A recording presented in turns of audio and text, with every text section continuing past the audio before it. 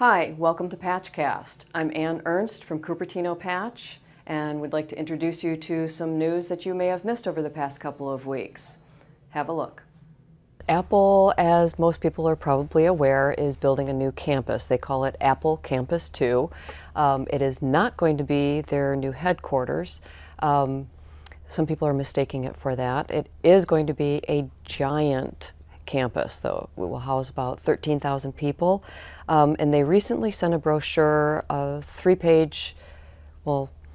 trifold brochure, a very nicely done one, to the neighbors in Cupertino. And they are kind of promoting the campus in a way. There are some concerns that the new campus will bring a lot more traffic to the area. The exit onto Wolf Road from 280 is right where the campus is going to be located, and people are concerned that with potentially 13,000 employees coming to one location, that it will cause traffic jams. Apple is doing everything in its power, though, to reach out to the community and see where their concerns lie, and they're doing everything they can to assuage all those concerns by taking steps to control things. The Cupertino Rotary is supplying 4 schools in Cupertino with a grant for Staples. Staples gave the Cupertino Rotary a grant to pass on to schools in the district, and that money has been matched by the PTAs of each of these schools. And the schools are Lincoln, Faria, Garden Gate, and Stevens Creek Elementary Schools. And what this means to the schools is that each teacher within the school will get between $60 and $70 to spend on school supplies for their classrooms at Staples, which is located on Stevens Creek Boulevard. Anyhow, so that's really good news for the teachers, and I'm sure that'll help them not have to dip into their own pocketbooks to buy things such as Kleenex, which they've been having to do with all the cutbacks in schools. Well, they were calling it breaking news today from Cupertino Union School District, but they've just announced that they have hired a new superintendent, Dr. Wendy Godalowitz. She is 23 years in the education field, and she was most recently the chief academic officer of the New Haven Unified School District, where she was since 2009. Hi, I'm Claudia Cruz, editor of Mountain View Patch. So much happens in Mountain View, and there's so much to see. And one of the things that we try to do at Patch is sort of show you these things through different medium, not just through the words on a page or the videos that we shoot like here at KMVT, but also photography. So the Mountain View Patch has an Instagram account, which you can follow at MTN View Patch. And some of the things that we do, or I try to do, is go around and just take photos of, just the sights of things happening in Mountain View, but through the lens or the opportunity, the filters that Instagram gives you. So hopefully you enjoy the next video clip of a slideshow of Instagram photos that we've taken in the past couple months. I encourage you to not only follow us on Instagram, and we'll follow you back, but let us know if you want us to run your photos here as well.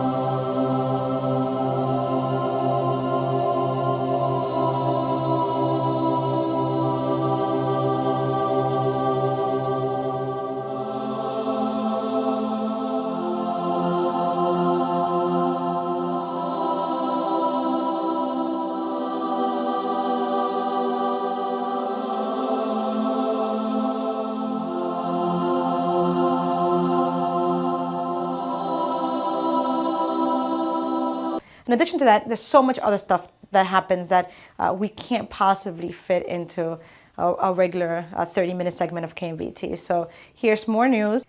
The Community Services Agency held its 9th annual gala called Imagine a few weeks ago, June 10th. And we spoke with CEO and Chair of the Development. As far as we're concerned, this fundraiser is very important. It's an important part of what we do throughout the year to raise funds for our organization. Those funds go to fight the battles against poverty, hunger, and homelessness that Community Services Agency does. CSA is right out there in the community. We have multiple programs that serve people who are in need, whether they be low-income people, homeless people, young people, old people, people of all walks of life. But they come to us because they are in need of assistance. And we have 14 different programs that provide that assistance. We have a lot of different ways that we raise money, all of which are very important. And one of the ways that we raise money is through events, fundraising events. And this is a very important one. Every year for the last 9 years we've done a spring gala. And that gala has taken various forms. Sometimes it's been a formal dinner and sometimes it's been a garden party. This year it's a party at the Computer History Museum. And we're hoping that this party can bring in a significant amount of revenue for us so that we can help to supplement the other revenue that we have to make CSA tick. And Jim, running a nonprofit, paying for a nonprofit in difficult economic times can be very challenging. How has CSA done in the past couple of years, and what are your fundraising goals for this year? I hate to say it, though actually I love to say it, is we live in a very supportive community, and the community has really stepped up to the plate in this economic recession and has really pushed us over the top in terms of our fundraising goals. There hasn't been any slack in terms of what people have been giving, and so we're very proud of that and very pleased with it, and I think it shows the generosity of the community and the compassion of the community for those that do have the need. I will add to that too, though, that in fact, even though the community has been very generous, the need has gone up greatly. And that's because of the economic times that Jim was just talking about. The recession has brought a lot more people to our door. And because of that recession, we need that generosity that people have been so good and so eager to give. So this fundraising event is kind of a culmination of that. It shows the generous people coming together to raise money for a need that's quite extensive. And the one challenge we have regarding that need is a lot of people in the community aren't even aware that there's poverty in this community, right, because there's so much wealth. Right. Yes. We're a community of a big disparity between the haves and the have-nots.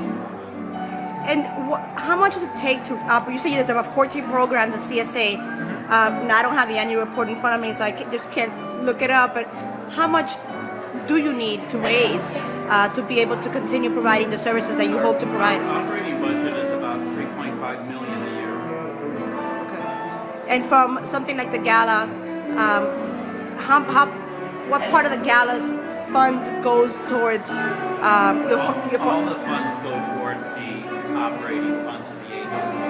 Right. And the amount that we will raise tonight, although it's not going to fund the entire $3.5 million by far, we will raise somewhere in the vicinity of $50,000, and that amount of money is very, very important to us because it's, well, like I said earlier, it's one part of a big puzzle that we put together to create the funding that is necessary to fund that agency.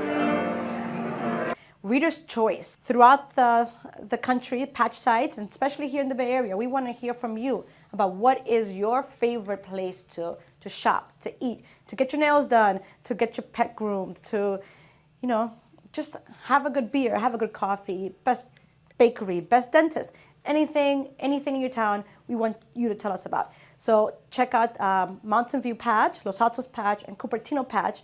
Nominate the stores, establishments, dentists, doctors that you believe are the best in your communities, and we will add them to our list. That way you can come back and vote and tell us who you believe is the best on your list. Hi, this is L.A. Chung, and welcome to Patchcast.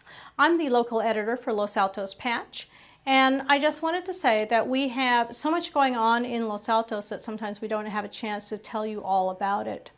Right here, for example, is our pics and clips, and this allows people in the community to upload their own photographs of news that they think is newsworthy or just something they want to share with the community.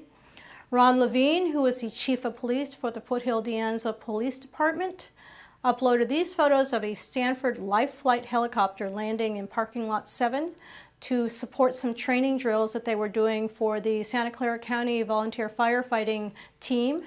They did that on July 18th, and the week before that they did that for some of the CERT people. And there's all sorts of things going on that you might want to know about, and so you have the opportunity to share that with your neighbors on Patch. And have a chance to see what else is going on in our communities of Los Altos and Los Altos Hills. We hope you'll see some more here of news that you may have missed and life as we live it here in Los Altos. Thanks. The Packard Foundation has been showing off its brand new home. Tell me what you think of this. We are so excited about this. The foundation is nearly 50 years old, and today we're celebrating not only a new headquarters, but also a chance to walk our talk of our mission that's been decades long to focus on the environment, and particularly to reduce our energy consumption and encourage use of renewables. So not only are we getting a great new place for staff to work with our hundreds of grantees, but also setting an example, we hope, which will inspire people to try to reach net zero energy consumption in the course of a year, and also to follow the LEED's Platinum rating that we've achieved here. So it's an example, and we hope it inspires and keep us honest with it. Vicki and I were the owner's representatives for the foundation. We managed this project from the beginning of the concept phase through the design, the permitting, and the construction phase. We'll stay with it through the first year of net zero energy occupation. A whole effort in terms of trying to live in a building and work in a building and stay net zero has to do with how you operate it and how you use it. So there's going to be, our staff is really dedicated to reducing their energy use and changing their behaviors, their work behaviors, in order to stay net zero. And we want to make sure that we're going to be listening to them, making sure their creature comforts are adhered to, and that they get the support they need. But we may have to tweak the building, you know, from time to time, just to make sure that everything is working right and that we stay net zero. So just as important as building at net zero is, which is a theoretical, is to operate at net zero. So, and I understand we can actually look over your shoulders on the website to see how you're doing? Yes, you can. There will be a report on the website about how well the building is doing net zero. So all along the year we can see your progress. Mm-hmm. So how cool is that? That's cool. I noticed something else. So at the presentation this morning to introduce the building to the media, there was a very long table. On one side were all guys, and one side they were all women. And I was really, really struck by that because there were a lot of women in charge. This project has been a wonderful project for a lot of reasons. Teamwork being, you know, one of the best and most fundamental aspects of how we do our work. And we do have a lot of women on this project. We have a lot of women in leadership roles on this project, from Carol Larson, who's the president of the foundation, to Susan Orr, who is the chairman of the foundation. The mayor of our city is a woman. Vicki and I, as the owner's representatives, of course, are women. But our design and construction team was also equally blessed with women and men in very profound roles on this project. Both of our construction project engineers are women. Our first superintendent on our project is a woman. And back in San Francisco, in the design engineers, the design and architects and engineers office, there are a lot of women on the project. In fact, our commissioning agent from Integral Group is a woman, Michelle Sajor. And the woman who did construction administration for the architect was here a minute Lottie ago. Kafer She's is a here. woman. Again, a lot of women on this project. Actually, I think there are more women than men. There might be. Well, how cool is that? Yeah, it's really cool. The other thing that happens at the State of the City address, of course, is that the Chamber of Commerce makes its award to what they call the Walter Singer Award. This is the top honor of the Chamber of Commerce. Walter Singer is called Mr. Los Altos. There is a bust in downtown Los Altos of Walter Singer, who was just, you know, your ideal city, you know, city citizen, I guess to say, in terms of being active in promoting, I think, the welfare and well-being of the city from, you know, from a business standpoint and as well as a community standpoint. This year's award goes to Cameron Knight Desmond. It's a woman this year. Last year it was Larry Chu from Chef Chu's. This year is Cameron Knight Desmond, who has run a tax preparation service, CPA service, for many years. And we're really looking forward to congratulating Ms. Desmond. This is one of those stories that it's almost unbelievable that this happened, but they're calling him a Lego thief. He's not actually stealing the Legos, but he's pretty much embezzling them by putting scanner stickers on them that will scan for lower prices. And he's hit the Target on Stevens Creek in Cupertino, as well as another Target or two in town, from what I can recall. But the kind of bizarre part of it is that he's an executive with SAP. And he's been taking these Legos that he puts the new stickers on, pays a deep, deep discounted price for, and he's selling them on eBay. He had over 2,100 sold on eBay for a profit of about $30,000. Goodness. And it's all due to the hard work of Target security. They are the ones who spotted him doing this. They tracked him, they kept an eye on him, they spread the word to the other Targets that this is what this man was doing. His name is Thomas Langenbach. And I don't know why, I don't think that it's been discovered why he's so interested in Legos and why he wants to make such a good profit on them, but he's kind of making the waves as being the Silicon Valley Lego thief. Goodness. That's truly one of the stranger ones I've seen. I think so too. And I don't know. I don't know why. How? Yeah. Why? How? Why? but that's kind of. Well, nothing I have holds a candle to that, I have to say. The only most interesting theft we had in Los Altos was someone reported their Bugaboo stroller was stolen. The thing that caught my eye when I was looking at the police reports is that it was reported it was listed as a grand theft. And if you know enough about police, about the code, the criminal code, is that grand theft is for anything over $950. And I had not been paying attention to how much strollers cost nowadays. This is apparently Bugaboo strollers, and I had to look it up there, can retail for over $1,000. Wow. So apparently what had happened is a mother had left a stroller parked next to her car in the carport overnight. And when in the morning it wasn't there. Now if I paid, I don't know, over $1,000 for my stroller, I would not leave it there. But a lot of times you kind of feel safe in Los Altos. Sure. This is something you use every day. You almost forget how much it costs, of course, until you have to replace it. So that's my interesting theft of the day. I believe you have something about Habitat for Humanity and effort in Cupertino? Yes. Habitat for Humanity started its Clio Avenue project. It put up its first wall on Saturday. It's a very exciting project. It's the first one in Cupertino for Habitat for Humanity. And one of the exceptional things about this Habitat project is that there's an all-faiths house being built. There are more than 50 congregations from the Silicon Valley area that are participating in this. They are Muslim, Jewish, Catholic, Episcopal, you name it, Baptist, everybody's getting involved. and they're pretty excited about it, but they had their first wall raising. Vice Mayor Orrin Mahoney was there, Cupertino Vice Mayor Orrin Mahoney, Councilmember Rod Sinks, one of the family members who is going to be moving into one of the 4 houses was there. It's such a nice, heartwarming story and heartwarming project, and I know that the city of Cupertino is very excited to have them come into the city, and they're trying to make sure that it's the type of house that fits in with the community, that it's not, because it's meant for lower income, they don't want it to look like it's a lower income house. They want it up to scale to fit in with the community, and it's kind of a fun thing.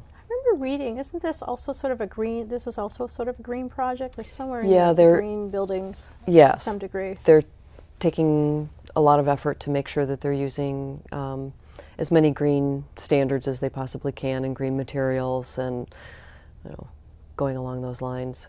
Because I took a look at some of the houses of faith that were involved in this in the Los Altos Mountain View area, and you have like St. Nicholas Catholic Church, St. Simon Catholic Church, Congregation Beth Am in Los Altos Hills, the Los Altos I don't know what they call it, but the Church of the Latter-day Saints has a Los Altos contingent. Okay. So there's quite a lot of activity among the houses of faith in the sort of Lower Peninsula area, which is it's really nice to see. It really is an all-faced house. Right, and they're not. I mean, it's not about their faith in particular. It's about reaching out, coming together, and helping another human, another family. And I love the sentiment behind it. Yeah. It's really nice. And I don't know if there's a church in Cupertino called St. Jude's Episcopal Church. I don't know if they're involved in the All Faiths effort, but they have recently undergone a transformation on their property. It was originally an apricot orchard, and so they have dedicated a corner of the lot and put up a new split rail fence to kind of draw attention to the remaining apricot trees that are on there. And then they created what they're calling kind of a meditative space, and they're inviting the public to come in and enjoy it at any time. You don't have to be a member of the church to go and enjoy this meditative space. They've created an outdoor patio area that has a covering over it, and off to the side there is a labyrinth that's intended for people to meditate as they're walking the labyrinth. There's a water fountain nearby that provides the calming sound of the water, and there's 3 large boulders, large rocks in there that's representative of the Holy Trinity. And then they're completing a meditative walk, kind of like a nature walk around the back of the building. It's not quite done yet, but it's really serene. It's just lovely. And what they did was they moved part of the parking lot from the area where some of this stuff is. They moved it over to another side of the building. So it's very nicely done.